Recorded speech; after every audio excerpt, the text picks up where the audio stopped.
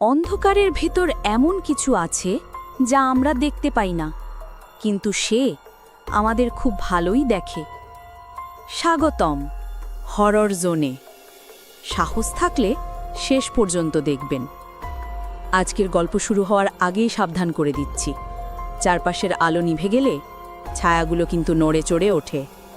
এখন আপনি ঢুকছেন হরর জোনের অন্ধকার দুনিয়ায়। নীরবতার মাঝে যে ফিসফিস শব্দ শোনা যায়, সেটা কখনো মানুষের নয়। এটাই হরর জোন, ভয়ের আসল ঠিকানা। প্রতিটি ঘরে, প্রতিটি ছায়ায়, প্রতিটি নিঃশ্বাসে লুকিয়ে থাকে কিছু না কিছু অজানা ভয়। আজ আমরা খুলতে চলেছি সেই ভয়ের দরজা।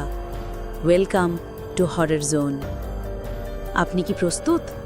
তাহলে চলুন অন্ধকারে ডুবে যাই। এই হলো হরর জোন। কবরের নিচে ঘড়ির শব্দ। গ্রামের নাম চন্দ্রপুর। এই গ্রামটা দিনে খুবই শান্ত, কিন্তু রাত নামলেই এখানে একটা অদ্ভুত শব্দ শোনা যায়। Tick tick tick.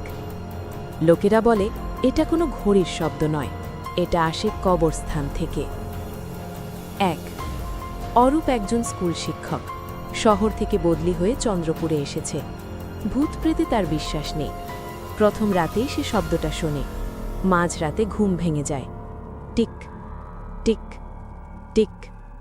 শব্দটা ধীরে ধীরে কাছে আসছে বলে মনে হয়।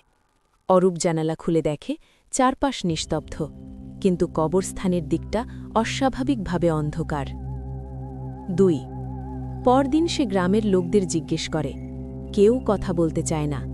এক বৃদ্ধ শুধু বলেছিল, রাতে ঘড়ির শব্দ শুনলে বাইরে যাবেন না, ওরা সময় গুনছে।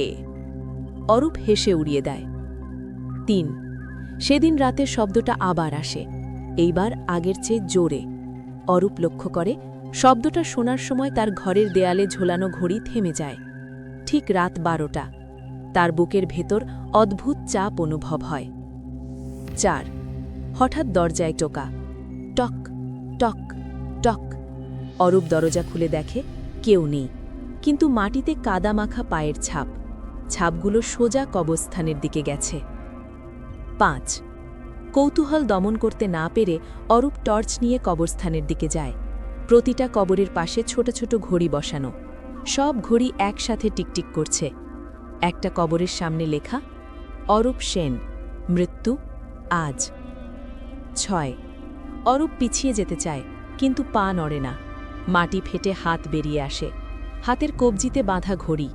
একটা কণ্ঠ শোনা যায়, তোর সময় শেষ। 7. পরদিন সকালে গ্রামবাসীরা দেখে স্কুলের ঘর খোলা, ভেতরে অরূপ নেই। কবরস্থানে নতুন একটা কবর।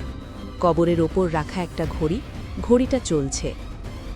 শেষ কথা, চন্দ্রপুরে আজও রাতে ঘড়ির শব্দ শোনা যায়।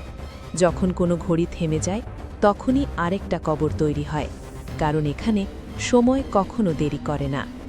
যদি এই গল্পটা আপনার মনে ভয়ের ছায়া ফেলে যায়, তাহলে মনে রাখবেন, সব ভয় গল্পে শেষ হয় না। কিছু ভয় নীরবে আমাদের চারপাশেই লুকিয়ে থাকে। আপনি আজ নিরাপদ, কিন্তু রাত নামলে অন্ধকার কি লুকিয়ে রাখে কে জানে।